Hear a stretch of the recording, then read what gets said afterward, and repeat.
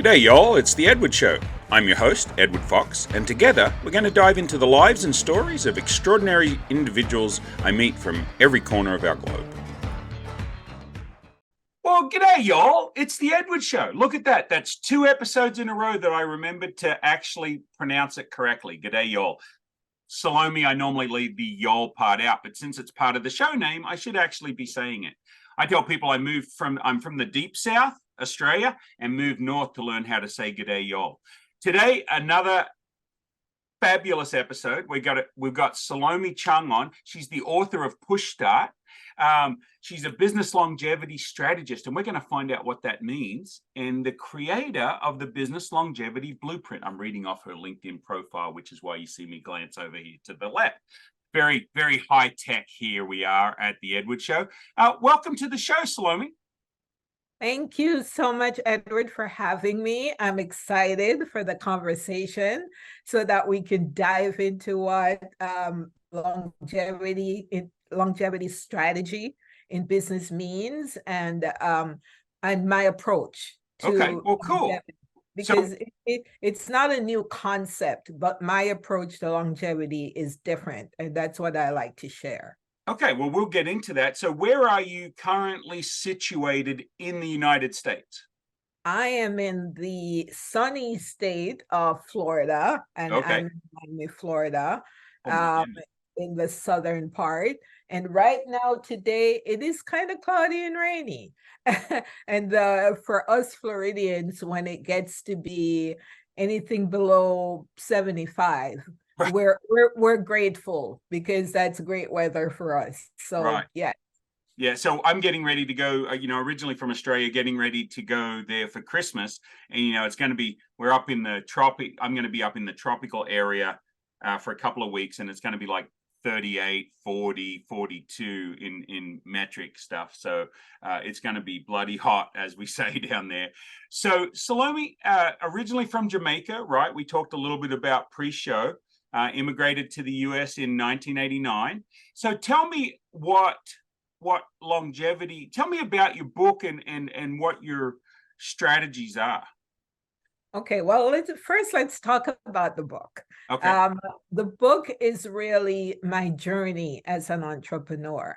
And to make a long story short, it's really a guide. It's a beginner's business guide. And it's really just saying, do this, don't do what I did.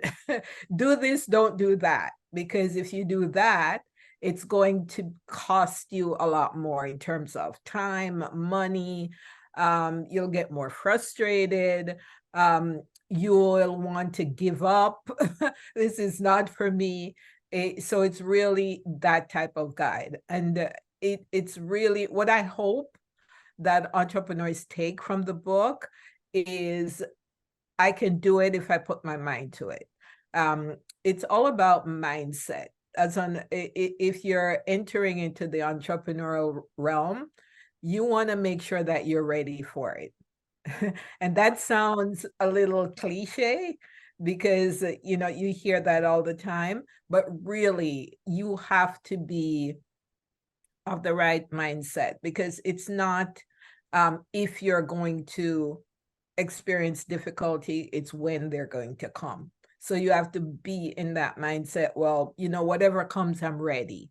Whatever comes, what do I bring to to solve those issues? I think that's one of the traits. I think that's one of the traits of an entrepreneur, right? They can adapt to the big problem solvers. Now, that's not to say that somebody in the corporate world isn't a good problem solver, but if they are a good problem solver, they'd probably make a good entrepreneur, right?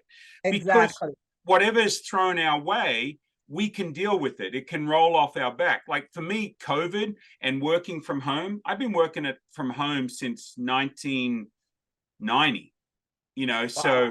So dealing with that situation and having businesses go up and businesses go down, and you have no control really over your business success or failure when it relies on other people. You just roll with the punches and get back up, dust yourself off, start all over again. I think that's the essence of an entrepreneur, is that they think fast on their feet. and, Right. and therein lies their ability to really solve problems as they crop up. So But what was your first business? my first business was, I started out in real estate. And I quickly realized that real estate, you know, to achieve success in real estate requires a lot of things, of course. But for me, I find that I didn't have as much control over the infrastructure that comes with operating as in real estate. And I Because wanted you were to part of a brokerage and wanting you have to control. be part of exactly, you know, it's a network of things that you have to be a part of to operate as a real estate agent and to be successful. And I wanted to have more control. And my strength, my superpower, as I like to say, is solving, finding solutions, being able to look at a problem and immediately think, you know, let's not go there, let's go over here. And so I wanted to maximize that. And Let's I look at think, that for a second. Do you find that to be able to be a problem solver, you look around you look around all the time and you see, even like you're sitting in your coffee shop and you see a problem that you think you could solve, and then you think of ways, well, how would I solve that problem? Do you find that you train your brain to see problems and then solve them? That's a learned behavior, don't you think? it is both. Yes. Sometimes it's innate and sometimes it's learned. And it's interesting that you say that, because that's the new approach I bring to business longevity. It's equipping business owners with that learned ability to really listen to their gut feeling more and to be more guided by that. Because applying intuitive mastery to how you run your business, it's not a frou-frou thing. You know, people think, you know, it's airy-fairy. There is really foundation in science for using intuitive mastery in your business. And what that does is, I always say, you know, let me digress a little.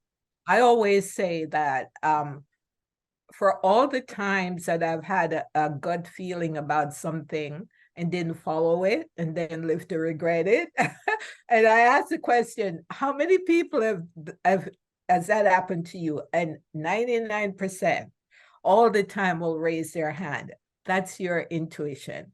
And if you're not in tune with it, and if you're not flexing the muscle of your intuitive mastery, then you won't have control over it. But if you consistently do that, as you said, you know, you see it, you focus on it, you don't let the thought go, and you say, well, what is it trying to tell me? And how should I approach this? How should I apply it? What do you when you sorry, go Go ahead. ahead. Go ahead. Go ahead. When you talk to business owners, what do you think is one of the things that comes up and crops up again and again and again with small business owners that you're able to help them deal with? Well, what I would say that the recurring theme that I get from business owners, and why so many business owners are failing, is a combination of not having a strong foundation. And that's kind of like it's it's one of the pitfalls of, well, maybe pitfalls are the wrong word, of being an entrepreneur, because an entrepreneur wants to jump right in. They have an idea, they have a thought for a product or a service, they want to jump right in and execute. That's the entrepreneurial mindset. And they don't often focus on the foundation, the basics of setting up a business and what all that means. And by the web, in order for you to succeed, in business as an entrepreneur, you have to be able to successfully combine the two. That drive of having the ability to invent and execute with the more basic part of setting up a business. If you can successfully combine those two, then you're light years ahead of the game. But unfortunately, a lot of entrepreneurs start doing the exciting part and they neglect the mundane part. So I would say that's one reason. And another is, I would say, don't invest so much money into things when you begin. Because the recurring theme I get is I'm spending so much money doing this, that, and the other, and I'm not getting the return. Find a mentor, have somebody like me teach you how to bootstrap your business before you start spending thousands of dollars on marketing or all these expensive strategies that don't work. Right. Or I don't say those strategies won't work, but your business is not ready yet for those strategies. Right. The guys that go out and spend a lot of money on advertising that you and I both know, and we've probably made the mistakes like you talk about in the book, and they don't realize that, the old joke about advertising is 50% works and 50% doesn't. We just can't tell which is which. Otherwise we'd all be spending it on the 50% that does, right? But a lot of the times we as entrepreneurs that start businesses, we can get a better bang for our buck on building relationships with each other and combining synergies. If I'm a plumber and you're an electrician, we should be co-marketing to our customer base, right? Very simple, very inexpensive, postcards where we're both on it. We can share the cost, we can share the clientele, but we're not crossing over into each other's industries, right? We're staying in our lanes, but it's an easy way for our businesses to grow. And most people don't do it. Most people don't network. I talk to all these kids that want to scale their business. Oh, I'm going to 10x my business. 10x, dude, until you build a relationship with a customer, there's nothing to 10x. There's nothing to scale. Would you agree? 100, 1,000%. As a strategist, the number one thing that I preach, you must network. Your success in business, this is my approach and my opinion, and I have proved it as a business owner myself. It's about building relationships. Even when I was in real estate, I got more business from the people I knew, who knew people, who knew people, who knew people, rather than any amount of expensive marketing that I did. Right. Not work. Yeah. So I've been a BNI member for 13 years, right? And BNI is only as good as the leadership in any given chapter. Just like any organization, people go, oh, poo-poo BNI, or oh, BNI is wonderful. BNI is just a franchise. But they have a basic model that if you follow it, it can work for a lot of business owners. Yeah. And then I got, oh no, I hate the accountability of BNI, or I love this networking group, or I love that network. I don't care what networking group it is. If it fits if it's genuine and they're interested in building relationships and they're interested in referring and they'll actually do the work, it could be called Billy Bob's Bayou Networking Group. It doesn't matter. But some people need that structure and that accountability. I've been in 2 BNI chapters that have been really good. I've been in a BNI chapter, not so good. Again, it's the people that administer or the leadership that you choose to run that BNI. But let's take the best. Let's say that it can be the best of the best, whatever networking group it is. I have found that those people that build on referrals and actually refer you and think about you as somebody that they're trying to find business for, those people that build relationships, genuine relationships, are the ones that bring me business. And like you just talked about, tier 2, 3, 4, 5, 6, right? You know somebody who knows somebody who knows somebody, and they're, because you've built the relationship, don't you think? Yes, and what's also important to even go a little further is you want people who are thinking about you when you're not in the room. You know, you can't, it's not just about uh you know, people oftentimes when they're networking or it's about the mindset, really. You have to be in a mindset of, in your day-to-day, whatever it is you're doing, you're of the mindset where, if I meet someone, is that person a good connector? Is that person a good, great person for me to connect to X? Can I connect that person to Y? I'm not saying you're going out there with that intention, but whenever you're in a group of people and you're you're networking, you're speaking to them, you're building relationships, it is so easy to not have that focus where you say, oh, that person can really be a good connector for X. They may not have synergy with me, but they might have synergy with someone else that I know. And I think when you're serving other people, other business owners in that way, where you're not just in the room for yourself, but you're thinking of others when they're not there, I think is a great way to connect people. And I find that when you do that, people are then eager to serve you if you're eager to serve them. Right, I think exactly. I think that is so important, that I get turned off. I don't know about you, but I get turned off about people when I meet them who are only speaking about themselves. I'm this, I'm this, I'm that, this is my business. Let me give you my business card, blah, blah, blah.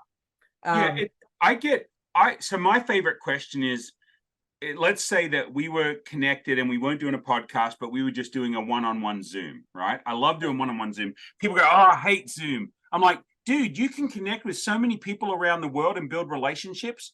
Why wouldn't you? Oh, I don't have time for that networking stuff. I'm like, well, you're missing out. But how can I add value to you, right? So we talk, we sort of like ebb and flow the conversation. We learn about each other. We're not pitching. I'm not trying to sell you. You're not trying to sell me. We're trying to see who in our networks could we connect each other with. And then if it makes sense that we should do business, then we should both be free to ask for that business, but not be pitching. I use this example. We hear it said that we fill up the cup and it'll come back. We fill up other people's cups and it'll come back to us filled up and overflowing, right? What I want to do is I want to fill up this cup for them, and then I'll get this cup filled for myself, right? And if you have that aspect, that attitude of giving, that attitude of building the relationship and giving to others, it will come back to you, pressed down and overflowing. Only it won't be one cup, it'll be a dozen cups. Dozen cups, exactly. Yes. So I keep these two as props. What I find too, Edward, is it's as if it's as if it's inevitable when you are in the mindset of giving and serving, and you're consistently doing that. The universe, it's as if it's automatic. It's going to come back to you because because you're constantly serving. It's that law of reciprocity, right? Exactly. The law of reciprocity. Everyone's thinking, oh my gosh, she's always giving, giving, giving. What can I do to serve her? And it will always come back to you in that way. So if more business owners, it is a powerful way of thinking. Yes. And if more business owners can get into that mindset of service and not be of the thought that, well, I'm always giving and I never receive. Right. Well, if you're going to it with the mindset of I'm doing it to get, then that's probably why you're not receiving. Right. Yeah, I had that conversation the other day because somebody said to me, "Oh, B&I is all about giving to get." I said, "No. If a networking group, regardless of what brand you put on it, if a networking group is more interested in getting than giving, yes, it'll be that mindset. But if the mindset is of a giving mindset and they say we give to get, what they mean is they're giving and it's gonna come back. They're not giving. It's not about the guy walking around going, "Here's my card. Here's my card. Here's my card. I want to do business. I want to do business. I want to do business." Right? It's more about, okay, Salomie, let's do a podcast. Let's push you out there. Let's get you some people that find out about your book, find out what you do, because I think you've got a great story. I think you can help people. That's where the value lies for me of having these guests on my show, is that I want to lift them up and say, hey, look at what's out there. This person may be of good value to you. And I think I'm not big noting myself there, because I learn it from other people, right? Mhm. People do that for me all the time. So Plus the slogan is not give to get, it's givers gain. Right. Which means when you give, it will come back to you. You will gain something. It's not that you're giving to get. Do you have a sweet spot for the businesses you work with? Like either industry wise or let's say revenue wise? I would say it's more revenue wise, because and this is why I'm so excited and focused on my approach, because as we mentioned before, what I get is I'm spending so much money on this, that, and the other, and I'm not getting the return. Well, why aren't you getting the return? Because you're doing the same thing everyone's doing. Imagine, think of yourself in an ocean, and you're in the ocean with all your competitors, and you're all paddling for dear life. But you're all using just lifeboats. None of you have oars. So what's the oar that you can use that you can now rise above the competition and dominate your market? That's what I'll teach you. And what I teach you is you can't use the same things you've been using. It's not enough anymore, not in the current market. You have got to come with your superpower. And that superpower is tapping into not just using analytics and demographics and all those things. You have got to get into the sweet spot of what your intuition tells you that you should be doing to your business. For me, it's innate. I can do it because I feel like it's a gift that I have, but I can teach you how to do that. You're going to then be able to predict market forces, predict market trends, what's coming, when it's coming, how it's coming. And that's what I can teach you how to do. And once you've harnessed that power, now you're going to be light years ahead of the competition. Why? Because now you're able to invent new products, new services, new tech advances in response to what you've learned from being able to institute your mastery. That mastery, this particular business, force, something you see that you've learned and you can see that's coming is, what can I do? What's the solution? So we're going back to what's the solution for what's coming? And that's the power that you'll have over everyone else.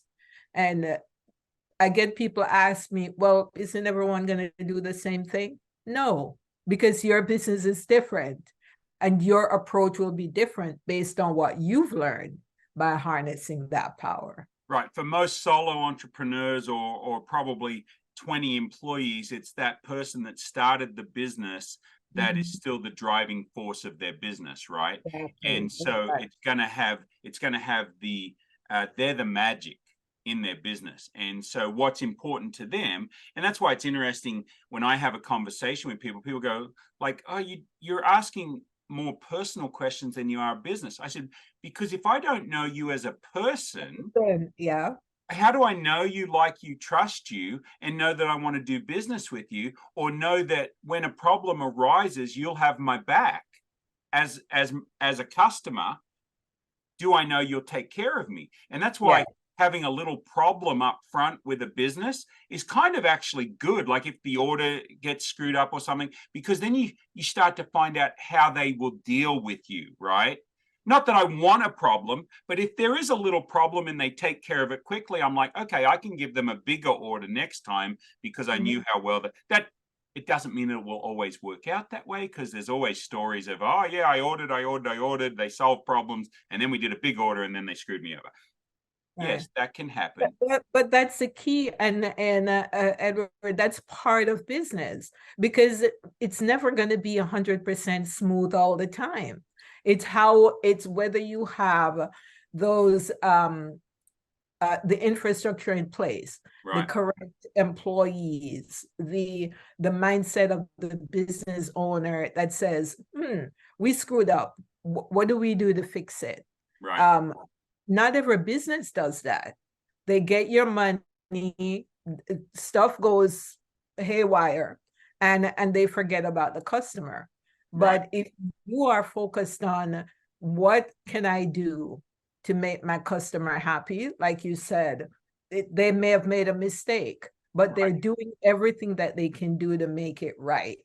And that's where you're part of the trust comes in, because you've gotten to know that person. You know they're operating from a place of integrity and they're going to make things right. But if you haven't taken the time to get to learn and to know them and how they're going to conduct themselves in business, then you can't. You know, you don't know what expectations to have when issues arise. So back to the book. So the book will lay out the plan for them, because a lot of people that start a business, it's like everybody says, oh, I want to start a business. I want to start a business. I want to start a business. Do you really though? Like, do you really want to deal with the problems? No, you want to say you're a business owner. It's easier just buy some stock in a business and hold the stock and say you're an investor, even if it's one share of Apple, right? Or one share of Amazon. I think then starting a business, because that ground floor of an entrepreneur starting a business. Now, maybe you think you're an entrepreneur because you buy a franchise that's already been going, or you buy a business that's already been going. That doesn't make you an entrepreneur. That makes you a business owner. The difference that we talked about between business owners and entrepreneurs is significant. But for a person looking to start a business, this book would be the game plan for them to go through. Do I have one crossed off, two crossed off, three? Exactly. It's a guide. And when the book came out in 2021, that was the number one response I got to the book. Everyone said, I wish I'd had this book before I started my business. So if you're thinking of starting a business, or you have started a business and you've neglected the basics, you've neglected the structure, you've neglected the foundation. That's a word I'm reaching for. This book is for you. You need to. What are a couple of things that you think are crucial to the foundation of any business? Give me your top three. Top three. Well, the first I would say is get a mentor. And the reason that's so important is the book is kind of like a mentor in print. It's like a printed mentor. When a mentor, as I'm sure you know, they're going to kind of handhold you. And I say a good mentor because not all mentors are good. So I would say that's number one. Okay, so let's go on number one. But Salomie, how do I find a mentor? Well, if you're thinking of starting a business, you can't just get up one day and say, I'm going to start a business. You already need to be making feelers. Who are the people in my sphere that you trust, that you're looking at them and saying, I want to be that person, or that person is a great inspiration. That's how you identify who mentors are. If you're thinking of starting a business, start going out and networking. Start talking to people who own businesses. Start reading books of people who have started and are successful in business. That gives you more clarity about, how to choose a mentor. Am I ready to be a business owner? Is this for me? And how to approach it, when and how you'll be ready. When am I going to be ready? You have to do the work before you start. Right. Yeah. Somebody asked me the other day, like, oh, how do you start a business? I say, well, be ready for everything to not work. Imagine walking into the house, the light bulbs don't work, the air conditioner doesn't work, the fridge doesn't work, because you're going to have all of that happen in your business. At one point or a time, you think you've got things up and running, and it's all going to fall apart, and you're going to have to rebuild it because your customers tell you what they want, when they want it, and they're fickle, right? They can change. So, okay, so mentoring, number one. What's number two?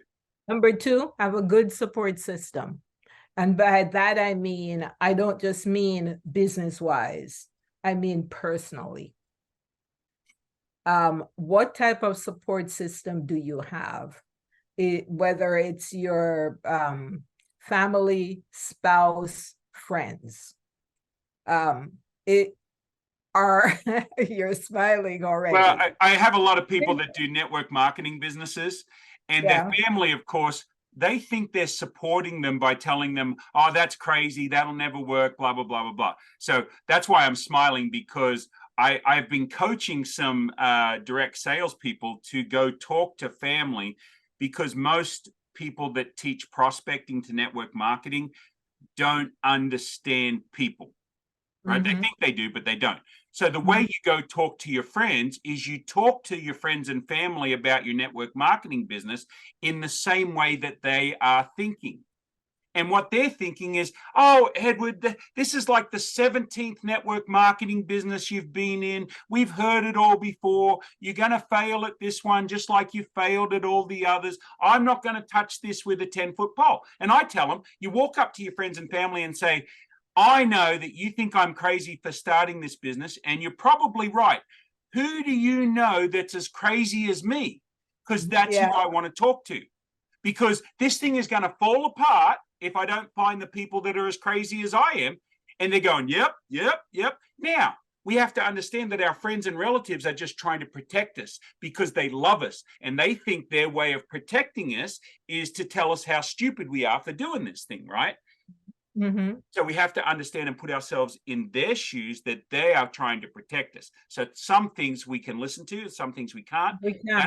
That's why having that supportive network, sometimes it's not friends and family. It should be your spouse. It should be, but oftentimes it's not, right? But if you can trust your spouse, and your spouse has some intuition about a certain thing. I've learned to listen to my wife. She's got a great spidey sense about certain things, but she's also been super supportive on everything we've done, right? So she's let me make mistakes. She's never said to me once, I knew that wouldn't work. She's like, oh, I really thought that one was going to work, right? Very super supportive. And so that's the kind of support you want, right? Because you, as you say, it's not when things are going to crash. It's right. It's not if, it's when. Given. Yeah. So I do this. I say, so I'm putting up a background, folks, of Alice and I, and this is from a couple of years ago, but it says married to the most wonderful wife in the world. And that's right. Awesome. The way you talk about people matters, right? Whether it be your spouse or other things. If you're saying negative things happen. That's what you get trained on, is that negative. So you got to stay positive. And so my wife has become the most wonderful wife in the world, because we both respect each other, and we build each other up, and we hold each other accountable, but we also support each other in our endeavors, whatever those endeavors are. So a mentor and then a support group, right? And you might need to find that support group in your networking group. Just make sure that you're not tempted by other people feeding you that positive, and you don't listen to your spouse. So sometimes I see some people that start listening to a close friend of the opposite sex, and they think that all that positive stuff means that they should be spending time with them instead of their spouse. And that's a mistake that I see a lot of business owners make. Exactly. So I'm putting this as number 3, but it should be higher up there. It could be Right. higher up there. And I would say simply, are you ready? Do you have an entrepreneurial mindset? Because people think they do and they don't. Right. You know, what makes you over anyone else? What makes you think you can succeed? Because entrepreneurship is hard. Don't let anyone tell you it's going to be a piece of cake, because it is not going to be a piece of cake. Do you have the stuff? Do you have the stuff that is required to succeed as an entrepreneur? It's funny, Salomie, because I think the number one issue I have with most people that want to start a business is they have never gone out of their way to learn how to sell. And I don't mean sell like a pushy salesperson. I just mean learn how to take a product and say, hey, I think this fits your needs. Would you like to purchase it? Mm-hmm. Right? If you can sell, and you can sell with the right heart, it helps you in every area of your life. Right. And it's interesting that you talk about selling, Edward. I had a light bulb moment the other day where you're exactly correct. People look at selling as if selling just applies to certain things. But selling is really about everything in your life. It's about everything. I'm a coach. I may not be hard selling you, but it is a form of sales. It's right. just about the approach to it. And you're exactly right. It's don't people a lot of people are afraid of the word selling. They think selling is just about hard sell. It's about that greasy car salesman. Right. The salesmen are their own worst enemies. Yes, yes. And so people shy away from that. Oh, I'm not a salesman, blah, blah, blah. Yes, you are. It's all about the approach to what you're offering. And you're exactly right about that. Marketing, selling, it's all about us. If you're a coach, you're selling. If you're a business owner, you're selling something. If it's about service, you're selling something. Well, think of a baby that wants but you're not really using the word sell. It's right. about serving. Right. So think about a baby that wants a bottle. That baby is crying their lungs out because they're hungry. And the promise that they're selling is, if you get me a bottle, I will shut up. Stop crying. Yes. Right. That is a sell. I had a lady come to me, and she's a trainer at a university. And she said, I need a part-time job if you know of anything going. I said, well, come sell for me. She goes, oh, no, I'm not a salesperson. I said, well, tell me more. She goes, oh, I can't sell. I've never been able to sell. I don't want to sell. I'm not good at selling. I said, Amy, well, now I'm confused, because you've almost got me convinced that you can't sell. So should I tell you I'll buy that? Because you've sold me on the idea that you can't sell. That creates a quandary for me, because you've done a really good job of telling me you can't sell, and I'm buying it. She goes, well, I see what you're saying. I said, you're a trainer. You talk to college students and you train them in this field that you're in. That is selling. No, it's training. You are teaching them to sit selling in the classroom, shut up, and listen to you. That's and selling.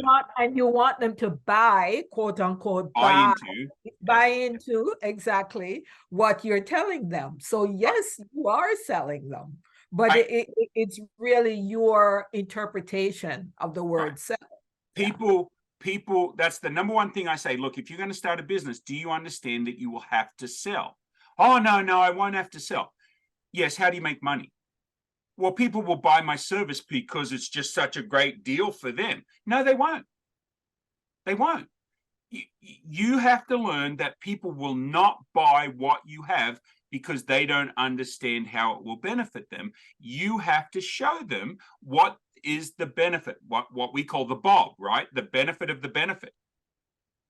That's selling. It's selling in such a way that consultative selling is the idea of you have a product or service that fits somebody's need that solves their problem. Does your product or service solve a problem? Yes, it does. Then you have to sell it. You have to sell your product or service that solves a problem. Otherwise, people won't know it exists.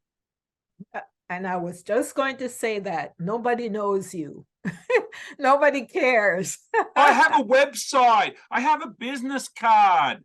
It doesn't Nobody matter. cares. If Yeah. you are not out there making what you do visible, i.e. selling, then nobody will be buying your product because somebody else they'll be buying someone else's because that person has been selling them and they are buying into, whether it's product, service, training, leadership skills, whatever it is you're into, you Right. are selling them something. Yeah.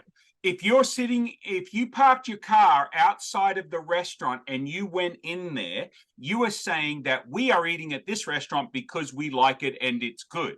So if I drive by and I'm going to go to the Mexican restaurant or whatever restaurant, and there's nobody in the parking lot and it's 6 o'clock at night, and then right next door is another restaurant that is full, I'm probably going to go to the full restaurant because I figure that nobody else is eating at that other restaurant. There must be a reason. The food is, something's wrong with the food. It's selling. I've been sold by all the cars in the parking lot. That's why I had some friends that had a little restaurant, and I said, they're saying, oh, we're not seeing a lot of customers. I said, get all your employees to park out the front. Well, we need the parking spots for the customers. Until you get the customers, they will find a place to park if the parking lot is full. We do that all the time. I was down in South Carolina. It's human psychology. Right. If the parking lot is full and there's a line outside, everybody's like, I want to know what they're giving away. I want to know what's so great about it. So yes. I'm going to find parking and I'm going to join that line. Yes. So, okay. So we've established that. And some of you are listening and you're saying, oh, Edward, I get what you're saying, but it's not true. Learn to sell, learn to sell, learn to sell, from the Girl Scout cookie salesperson to the door-to-door kids selling their fundraising stuff to an adult trying to marry a spouse. They have to sell them on the idea that they could be a lifelong partner. Right. It's all selling. Everything we do is selling. When the kid comes to me and he wants me to let him go trick-or-treating at next door, I have a problem with trick-or-treating. I'm just going to rant for a second, Salomie. 364 days a year, we tell our kids, do not take candy from strangers. Yes. And then one day a year, we say, go to the house that looks the creepiest. And when that person answers the door in the monster costume, it's okay to take candy from them. Mixed signal. Anyway, sorry, just... Yeah, it's just I want to cover mention one last thing. Sure. Before we move on. Yes. 95. You asked this question about business failure and my best advice. 95% of small businesses are failing in the U.S. I don't know what the stats are in Australia, but I know worldwide it's pretty much the same. Within 5 years, 95% of businesses fail. Mm-hmm. Exactly. And couple the reasons is, we've covered a few of them before, but someone who's listening to this would be thinking, well, they've not talked about money. When you start a business, that's the toughest thing to get as a small business is funding for they your only give you funding when you don't need it. Exactly. when you've gone over all the bumps and bruises and you've risen above the sea of competitors, that's when they want to lend you money. Right. So the question is, how do I survive until such time? And I touched on it briefly before. You have to learn how to bootstrap. There are a lot of ways to fund your business. And one way to do that is try to start here. Don't try to start from here. And that's the mistake a lot of business starting out make. They want to go straight to 10. They don't want to start at 1. They want to go straight to 10, and they feel they need all that money to get them to 10. And in addition to them not creating the foundation, because if you build a foundation of sand, it's going to crumble sooner or later. So I would say if you start at 1, the pressure, the financial pressure is less. And as you get better and you get to 2 and 3 and 4 and 5, and your business start to grow, then you have the bandwidth to attract more funding, and you're not so strapped. So that's what I would say is when you're starting out, the temptation is to want to go straight to 10. It doesn't work like that in business. And I have a thought that the stats say that it takes a couple of years in biz to really get your footing in as a startup. Well, I think that 95% is being bolstered by the fact that most people didn't have the stick-to-itiveness, is what I call it. And so they quit before the 2 years. And that's why that number partly is so high. I think you're right. Yes. Yeah. So I don't know who said the quote, but he said it's not. He said most entrepreneurs fail not because their business isn't good, but because they don't stick to it long enough. Mm-hmm. You know, you don't have the stick-to-itiveness. You have to hang in there. Nothing is going to happen unless you're one of those unicorns that come along and it's you have success right off the bat. Right product, right time, right place, right. And lucky. Exactly. Do you ever listen to How I Built This podcast on NPR? No, I haven't. Okay, so Guy Raz asks a question at the end of the podcast. He says, how much of your success is hard work and how much of it is luck?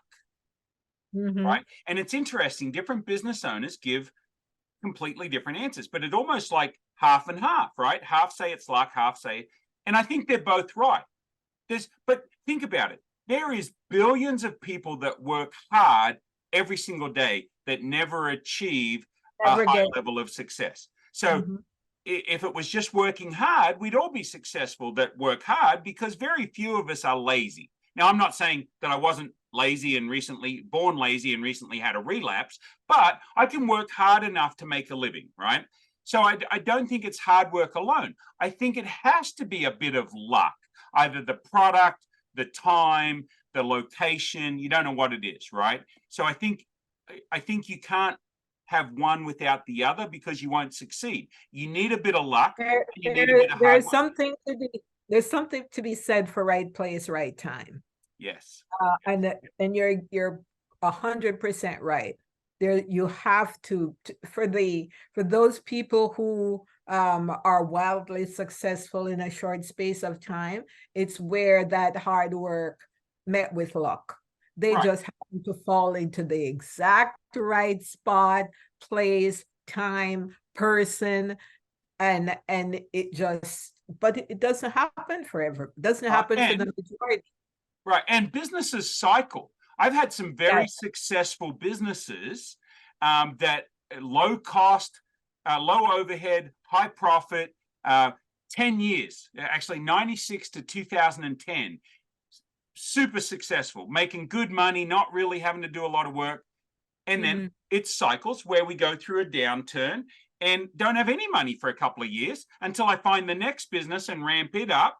And it wasn't quite as good, but it's sustaining. And then we'll move on to the next business that's a little bit better. You know, I tell people all the time, you want to build a business, have a side hustle while you've still got your job.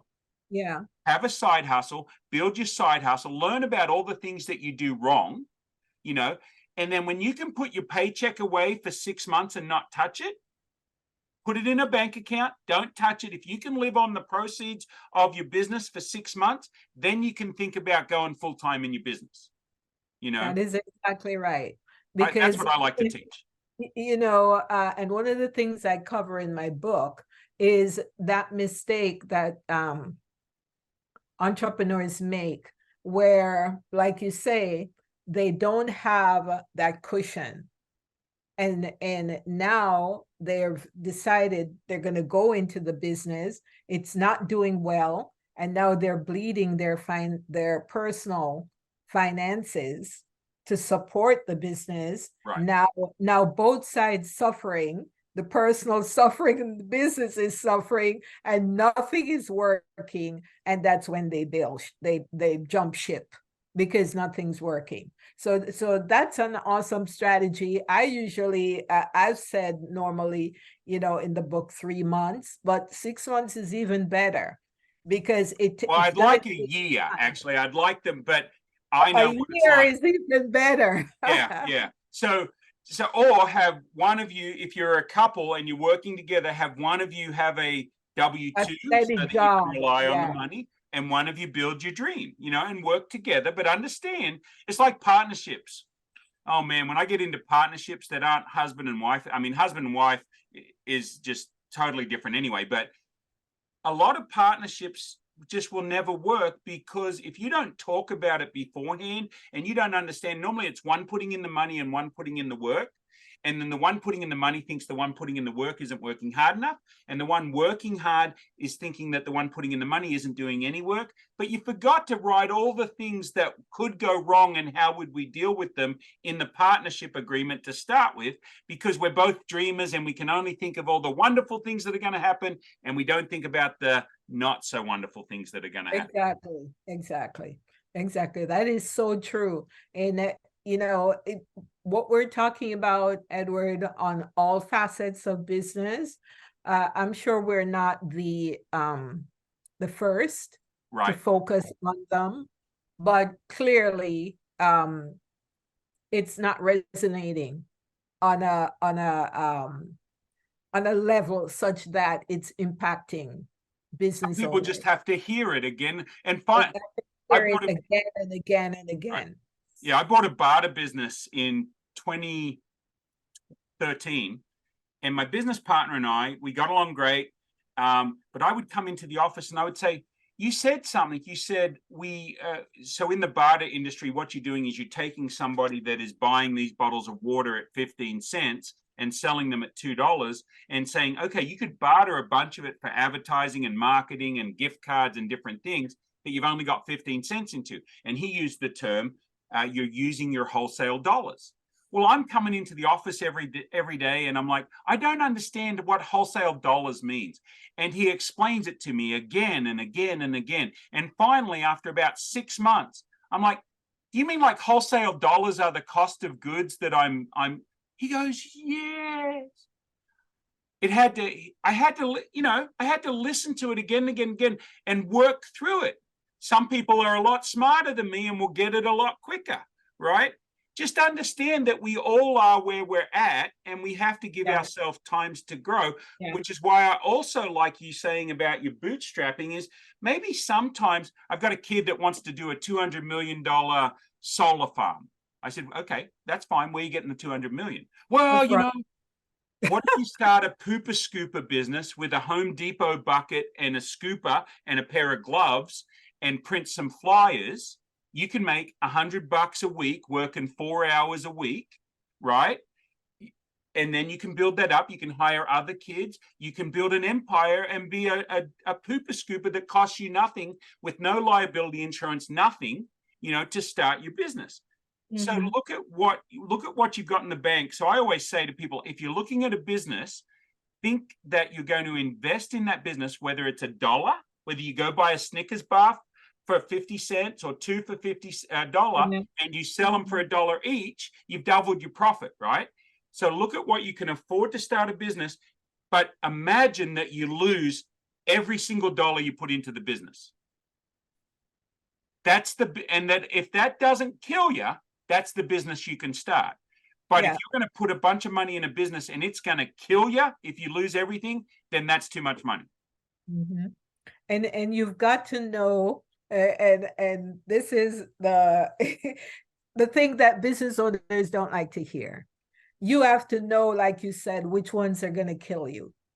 It doesn't mean that you have to exit the business space completely. It just means maybe you rebrand what you're doing.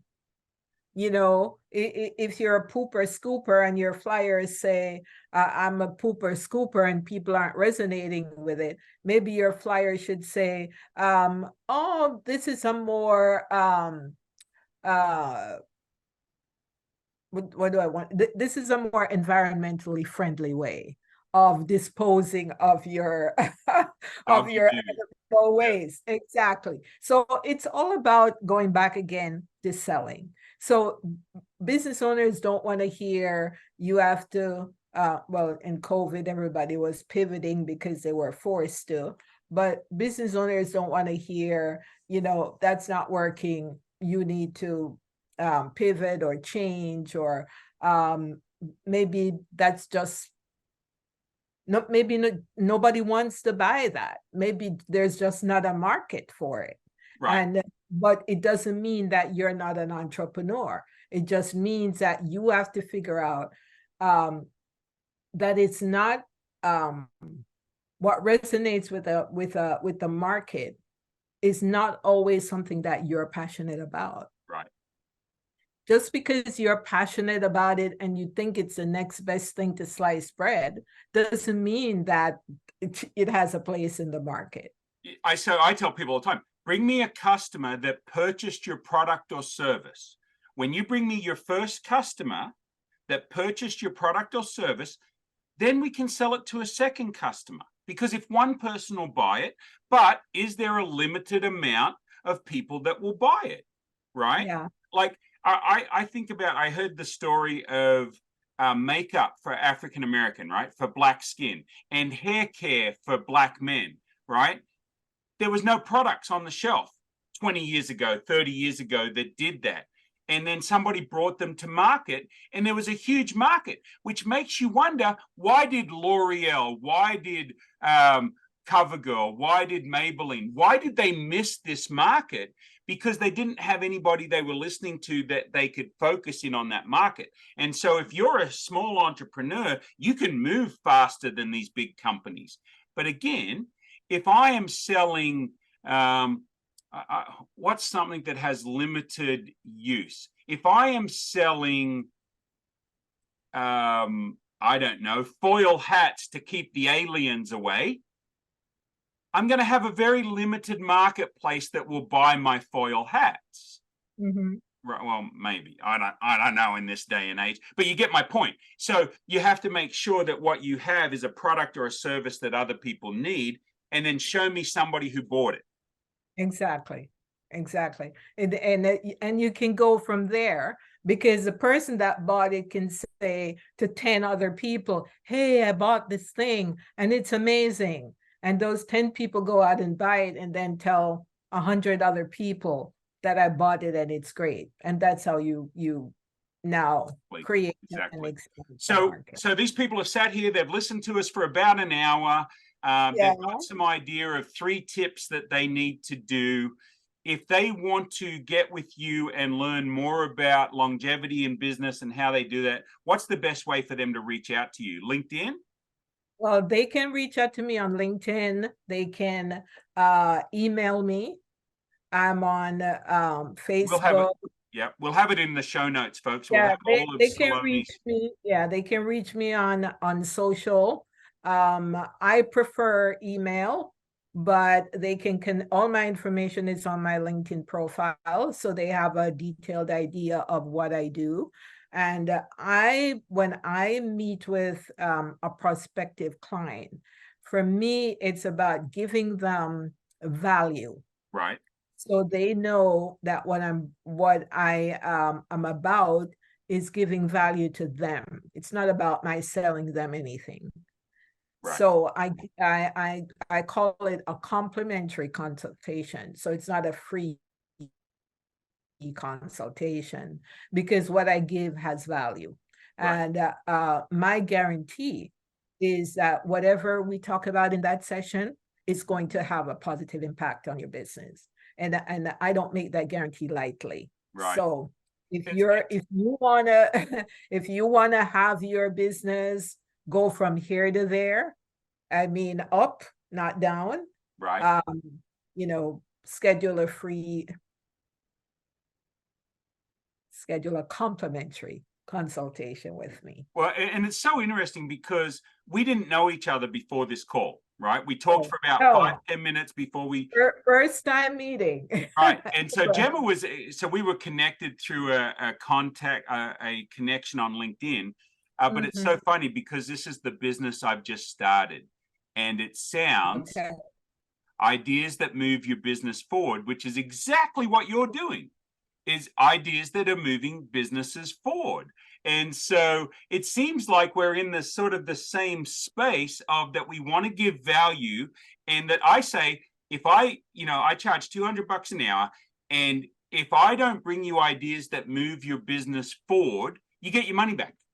If I don't give you at least one idea that at least doubles or triples or quadruples your money, then you know what? I didn't do my job and I'll take it. Now, if it's because you didn't implement it, then that's on you.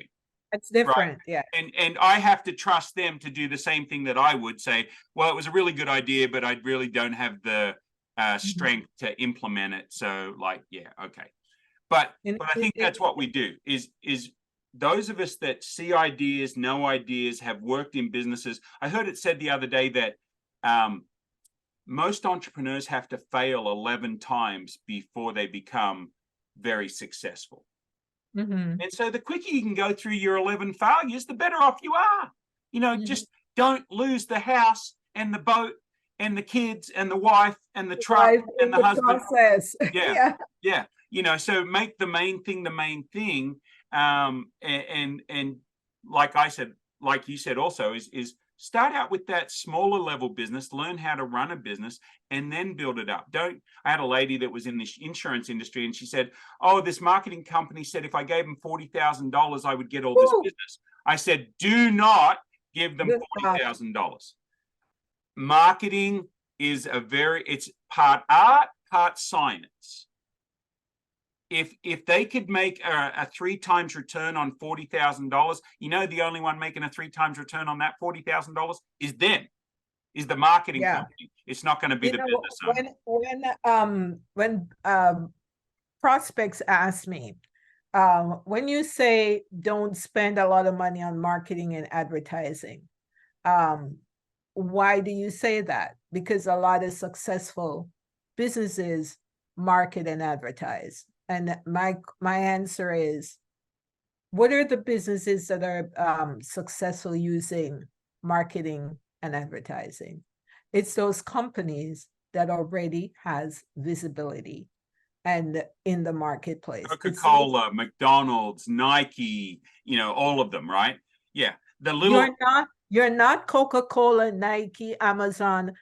That's our job. Right. Is to get you to be a Coca-Cola, Nike, and Amazon. We don't want you to jump to 10, right, i.e. a Nike and an Amazon, because you're not there yet. Right. You don't have the mindset for that. Yeah. Nobody knows about you until you have gotten to that level. That's when marketing and advertising dollars work for you. Right. At this stage of your where you're entering into business, you're not ready for that yet. And any amount of that $40,000 that you want to spend is just money down the drain.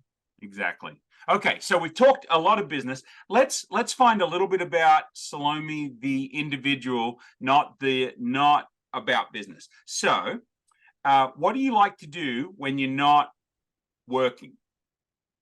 Ooh, when I'm not working, I love to dance. I love to work out. I love to cook. And I love to entertain. Okay. What's So, your favorite dish to cook? ooh, it's always Jamaican food. I do love So some jerk chicken. I have to tell you, we I had a love some. Jamaican restaurant in Wichita, and it was great until The jerk COVID. chicken is great, but my favorite to cook is curry goat. Okay. And a lot of people don't know about when you say goat, they're like, ah, Yeah. ah."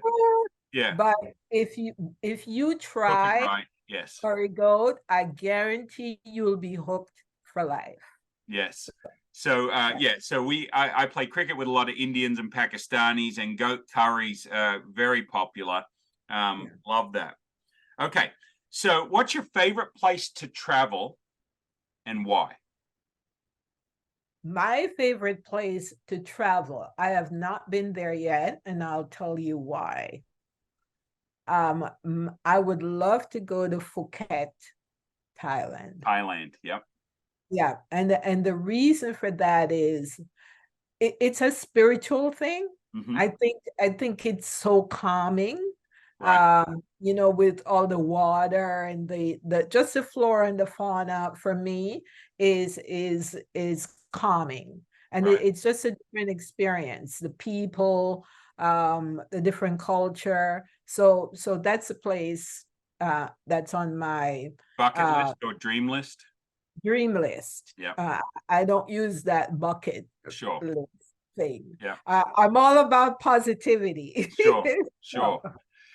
Okay. So this is a question that I like. What is something that when you've done interviews, you're always wanting somebody to ask you, but they never do? oh boy, What's a question that you want to such be a good asked? that's such a good question. Oh my goodness, that's such a good question. Um, I would say the question that I don't get asked is what impact would I want to leave on the world? Okay. So what impact do you want to leave on the world? I would want my dream is really to be in a position where I can find that one thing that has the greatest impact on the world, whether it's in education, whether it's based on children in peril, find that to be able to support that one thing that I think would have a big impact on making the world a better place. Gotcha. Yep. And I think that is key. I think we all strive to find how are we going to have an impact? How are we going to leave a legacy? Right. Exactly. There's a poem from 2015. It's called The Dash. And it's about the fact that the day we're born, the day we die, it doesn't really matter. Right. What matters is what that dash looks like. In between. Right. Yeah. Yes. In between. So I started this, I leaned into this special ed dad jokes, and I do all these different dad jokes because I find that we as humans, we don't laugh enough, right? We're so serious, and I read an article 2014 that said the average toddler laughs 400 times a day, the average 40-year-old 15, right? And so just having more laughter and enjoying life, just that little bit. G'day again. Well, that's it for the show. Hope you enjoyed it. Be sure to like us, subscribe, follow, write a 5-star review, all the good stuff. Thanks a lot for listening, and look forward to having you listen to the next one.